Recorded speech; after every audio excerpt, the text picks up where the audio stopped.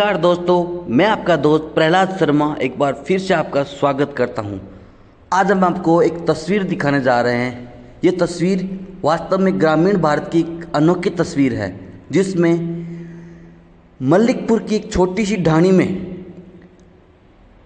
यूँ कहें खेतों की पगडंडियों पर दौड़ करने वाला युवा, मलिकपुर की ढाणियों में दौड़ करने वाला युवा पहले गोविंदगढ़ के राम गोपाल कानून गो स्टेडियम में तैयारी करता है। उसके बाद डिस्ट्रिक्ट लेवल पे दौड़ पास करता है। उसके बाद वह गंगानगर में स्टेट लेवल कंप्लीट करके आगरा के नेशनल को भी कंप्लीट करके उसकी जो संघर्षमय कहानी है उसमें उसका एक मोड़ आता है, जिसमें वह नेपाल के रंगशिला स्टेडियम तक पहुंचता है।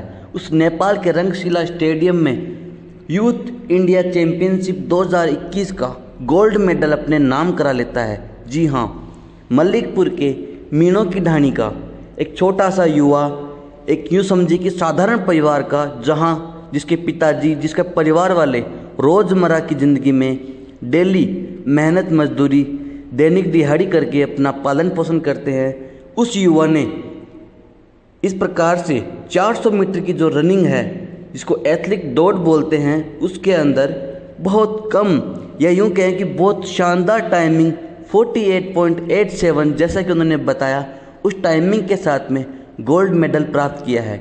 आइए हम आपको मिलवाते हैं पप्पू मीणा से।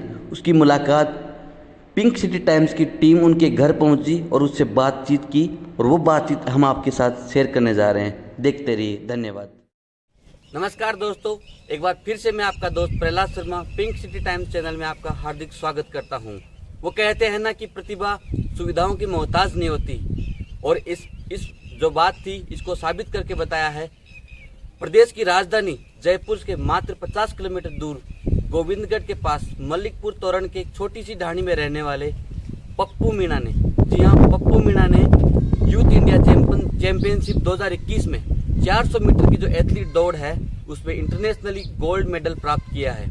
आज हम सीधे उनके घर, उनकी ढाणी पहुंचे हैं उससे बात करने के लिए, उससे जानकारी लेने के लिए कि किस प्रकार से इन्होंने इस मुकाम को हासिल किया है। सबसे पहले पप्पू जी, आपका बहुत बहुत स्वागत है हमारे चैनल के खास कार्यक्रम में।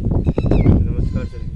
हाँ, आप ये बताएं कि आपने जो ये यूथ इंडिया चैंपियनशिप है इसके अंदर जो मुकाम हासिल किया है, इसके लिए सबसे पहले आपको कैसा लग रहा है?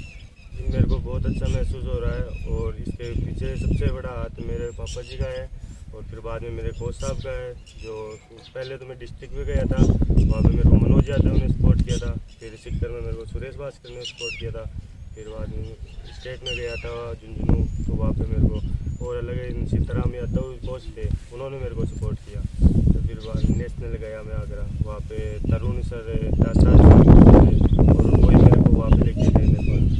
अच्छा, मतलब आपको आपके जो कोच है उनका फुल सपोर्ट मिला है।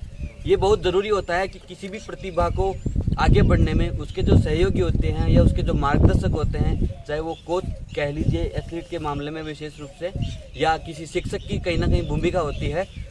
तो अब पप्पू जी, आप हमें बताएं कि आपने जो ये सफ़र तय किया है, क्योंकि एक छोटे सा गांव है, ये जयपुर ज़िले के नज़दीक में है, और छोटे से गांव से लेकर के आपने जो इंटरनेशनल मेडल तक का जो सफ़र तय किया है, इसमें आपको सबसे जो इम्पोर्टेंट जो बोलते हैं ना, जिसको क्या संघर्ष हुआ, क्या कठिनाइयाँ महसूस हुई, जिनको आपने नज़रअंदाज करके या उनसे आप जीत करके आगे बढ़े, बताओ।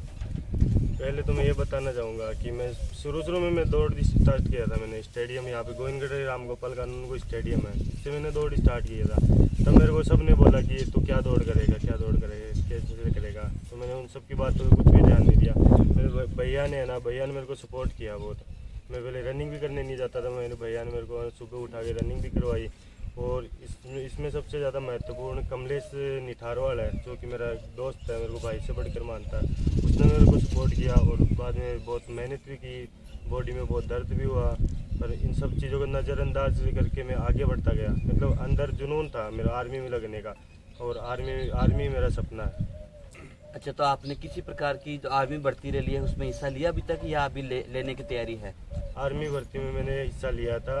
अभी जो जयपुर भर्ती हुई थी ना, उसमें भी मैंने दौड़ पास की है। अब एग्ज़ाम की तैयारी कर रहा हूँ, मेडिकल ग्राउंड फिट हूँ, और मैंने महाराष्ट्र में टीए की भर्ती भी पास की हुई है। अच्छा, दूसरी बात आप हमें ये बताएं कि जो आप बोल रहे हैं कि आपके दोस्तों ने भी आपका काफ़ी अच्छे से साथ दिया है और आपने आर्मी भर्ती में आई थिंक रनिंग और मेडिकल दोनों आपने क्लियर कर लिया है, उसमें एग्ज़ाम शायद बची हुई है। जी सर। तो आप ये बताइए कि जो आपने जो 400 मीटर की दौड़ है, क्योंकि हमारे साथ जो हमारे दर्शक है उनमें अधिकतर लोग यूथ्स हैं, ठीक है, और ज़्यादातर लोग ये जानना चाहते हैं कि जो 400 मीटर की जो रनिंग है उसमें आपने टाइमिंग क्या लिया है?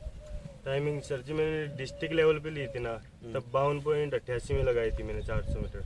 और फिर बाद में स्टेट गंगानगर हुआ था तो मेरा क्वालिफाई टाइम था 51 पॉइंट कुछ था मेरा, मतलब 51.87 के लगभग था। और वहाँ पे नेशनल आगरा लगाया था ना, वहाँ पे 49.40 में लगाया सर मैंने।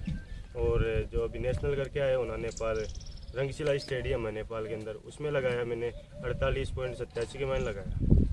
मतलब 400 मीटर की दौड़ आपने 48.87 में कवर किया है। जो नेपाल का रंगशिला स्टेडियम है वहाँ पे इनकी यूथ इंडिया चैंपियनशिप 2021 का जो हुआ था उसमें एथलीट दौड़ में आपको बहुत बहुत बधाई, आपके परिवार वालों को बहुत बहुत बधाई।